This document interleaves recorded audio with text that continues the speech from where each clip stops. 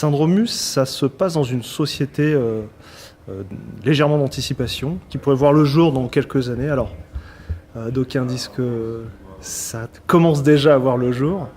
C'est une société dans laquelle toutes les opinions sont prises en compte par une sorte d'énorme algorithme informatique qui s'appelle la masse. Et collectivement, en fait, toutes les opinions remontent à l'administration. Et cette administration, il n'y a plus véritablement de pouvoir politique. Toute cette administration légifère en fonction de ce que souhaite la majorité. Et uniquement en fonction de ce que souhaite la majorité. Et arrive le jour où la majorité souhaite la personnification de cette entité de la masse pour avoir un responsable politique tangible, enfin, un responsable politique qu'on puisse approcher, voir, sentir.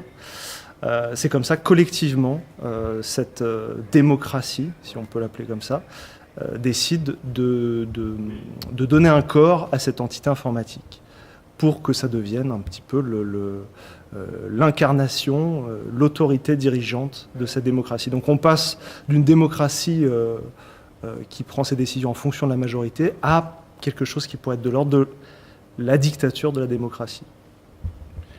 Comment ça s'incarne sur le plateau avec des personnages? Parce qu'à un moment donné, on part d'une idée et il faut travailler une histoire. C'est toute la difficulté de partir de concepts qui sont assez théoriques à la base et d'amener ça sur quelque chose de théâtral et de simple et de lisible. Ça a été tout le travail. Là, sur le plateau, ça se traduit par... sur ce plateau-là, on est dans l'appartement d'un technicien dont le travail est de connecter à la masse toutes les personnes qui se sont déconnectées accidentellement. Et là, on va lui demander de manière un petit peu hasardeuse, à la suite de toute cette chaîne de décisions, de reconnecter une personne à la masse, mais à l'envers. C'est-à-dire d'envoyer la masse dans la tête d'une personne qui vient de se suicider. Et à partir de ce moment-là, on s'aperçoit que c'est cette personne-là qui va incarner l'opinion majoritaire, mais surtout qui va prendre toutes les décisions de cette société. Et là, c'est un huis clos où il y a 4 autres personnages qui vont assister à ça, un petit peu malgré eux, et qui vont se retrouver face à des questions d'ordre politique qu'ils avaient oubliées depuis un certain temps, mais ils y sont confrontés de par cette situation, et ils vont devoir aviser, parfois pour le meilleur comme le pire. Aujourd'hui, le travail ne suffit plus. Je cherche le bonheur. Un projet de vie excitant. Un ou une partenaire idéale. Je cherche à aller au bout de mes rêves, tout simplement. Oh, bien sûr, c'est pas magique. Bon allez, installez-vous là, ma petite demoiselle, je vais vous reconnecter vite fait. C'est absolument sans douleur, vous inquiétez pas. J'ai pas envie qu'on me reconnecte. Trop de responsables, pas de responsables. Popularité 88%. Voilà. Pourriez-vous traduire cette opinion en tâche exécutable? Mais qu'est-ce que tu veux que j'en foute de ça, moi? Singularité signalée, confinement établi. Nous vous mettons en relation avec votre médiateur référent. Donc ça, c'est l'opinion. Oui, il s'agit d'une opinion majoritaire. Et moi, je suis d'accord avec ça. Oui. Et comment je peux avoir une opinion que je comprends pas? Souhaitez-vous annuler cette tâche? Non. Si on n'est pas d'accord avec la majorité, on nous singularise. C'est pas ça? Attends, c'est qui ceux comme nous? C'est pas compliqué, il y a nous, et il y a une minorité de cons qui fait chier tout le monde. Il a été conclu que nous incarnons l'opinion majoritaire. Nous devenons dès aujourd'hui l'autorité dirigeante. La majorité dirige. Les cons suivent. C'est possible ça. Oui, mais on a décidé tous ensemble qu'un seul type décide. Mais si maintenant vous décidez tout seul que celui qui doit décider de tout ne doit pas décider, c'est pas à vous de le décider tout seul. Je suis pas la majorité. Vous êtes pas la majorité. On n'est pas la majorité. Si on fait les demandes, par exemple, de toutes les données collectées de Facebook sur les comptes de chacun, on s'aperçoit qu'on a au moins 2 ou 3 bottins d'informations qui sont collectées sur nous. Je pense que ça peut faire peur, mais on y est déjà. Donc la pièce, c'est pas une pièce à charge qui s'emploie à accuser les nouvelles technologies de tous les maux de la société, mais c'est plutôt de faire prendre conscience d'un certain nombre de questionnements de société. Qu'est-ce que ça bouge de positif comme de moins bon, et les points de vigilance qu'il faudrait avoir. Ce que ce cher Stigler, depuis des années, appelle le pharmacone, C'est-à-dire quelque chose qui est de l'ordre du remède, mais qui peut aussi être un poison. C'est un peu le titre. Le syndrome d'utopie, c'est la volonté de vouloir prétendre à une solution utopique idéale et de souffrir de la dichotomie qu'il y a entre la réalité et cette solution idéale qu'on appelle de nos voeux, mais qui n'arrive pas.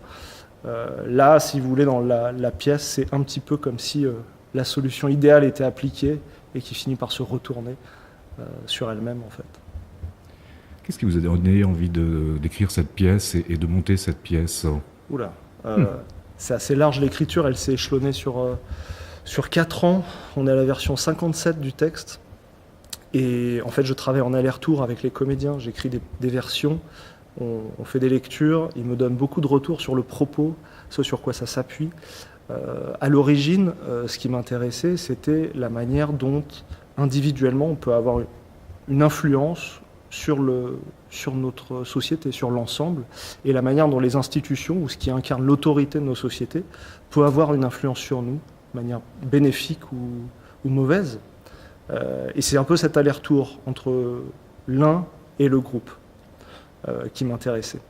Donc, d'où les questions de la pièce sur ce qu'est la majorité, ce qu'est la norme, comment les choses se décident, comment les choses nous sont imposées alors qu'on ne fait pas partie de la majorité parfois on en fait partie. Voilà, toute cette question sur la normativité. Le théâtre, à un moment donné, c'est faire des choix aussi. Notamment, je pense au metteur en scène, à celui qui écrit. Le travail collectif, il est démocratique jusqu'à un certain point, lui aussi. Donc on est à une espèce de mise en abîme. Ah oui, exactement. C'est quelque chose auquel je suis assez vigilant sur la manière qu'on a de travailler collectivement, c'est-à-dire comment on travaille et comment on ne travaille pas sur une utopie de l'horizontalité. Il y a énormément de mouvements en ce moment, surtout de gens de ma génération, qui visent l'horizontalité. Moi, ce que je trouve intéressant, c'est de voir comment, à partir du moment où il y a un groupe autour d'un projet, il y a forcément de la verticalité et une forme de direction qui se met en place par une personne, mais comment on réussit à faire circuler cette chose-là de manière à ce que soit ça soit pas toujours la même personne qui décide, soit que la personne qui décide puisse se nourrir aussi de la base pour que ce soit foisonnant et que tout le monde mette du sens à son travail. Donc que ce soit dans le propos de la pièce ou dans la manière qu'on a eu de la faire, j'ai été attentif un petit peu à ces choses-là, dans mon travail avec le groupe. Donc je suis pas tout seul à décider. Vous voyez comment les techniciens me parlent, on voit tout de suite qu'ils ne me respectent pas. Ouais, mais ils font exactement la lumière qu'il faut, à l'endroit où il faut, le décor est monté, la pièce sera représentée pendant 2 jours ici à Nancy au Festival Ring. Je reviens juste sur la façon justement d'incarner le théâtre aujourd'hui, en tenant compte des nouvelles technologies. Alors elles sont omniprésentes dans la technique justement, puisqu'aujourd'hui voilà, tout est piloté par un ordinateur, un certain nombre de choses.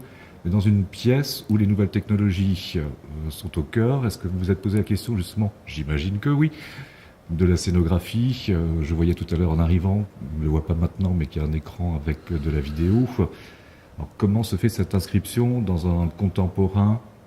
Eh bien justement, on n'est pas si contemporain que ça en fait. On a cherché, plutôt que d'essayer de faire une démonstration de la technologie du futur, d'essayer de travailler sur ces phénomènes de cycle qui reviennent, de mode, c'est-à-dire que ce soit dans les accessoires, les costumes, il y a des choses qui sont un petit peu rétro, qui peuvent revenir à la mode.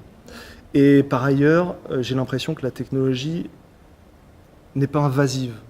On va beaucoup plus vers quelque chose de plus insidieux, qui s'infiltre dans nos vies de manière à nous accompagner, nous bercer, nous caresser dans le sens du poil, et s'intègre à notre quotidien, sans forcément que ce soit invasif comme on peut le voir dans certaines projections futuristes.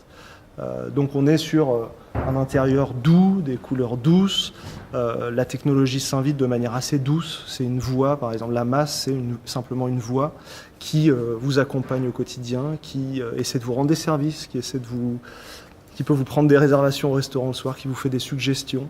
C'est de la fiction. Finalement, ça n'est plus du tout de la fiction. Vous parlez à votre portable au quotidien, on y est déjà. Sauf que là, on a déplacé un petit peu le curseur d'un cran vers l'avant. Est-ce que vous avez précisé que dans Syndrome U, dans ce monde-là, on ne travaille plus, que tout est fait pour le loisir? Vous parlez de douceur tout à l'heure.